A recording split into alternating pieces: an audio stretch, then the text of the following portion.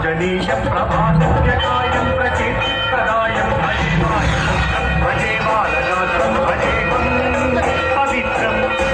అది రామాయణ మహాయుద్ధం భీకరంగా సాగుతోన్న తరుణం. శ్రీరామచంద్రుని సారథ్యం వానర సైన్యంతో విజృంభిస్తూ లక్ష్మణ స్వామి తనతో పోరాటం చేస్తున్న రావణుడి కుమారుడు ఇంద్రజిత్ తలని బాణంతో ఒక్క వేటుతో వేరు చేశాడు.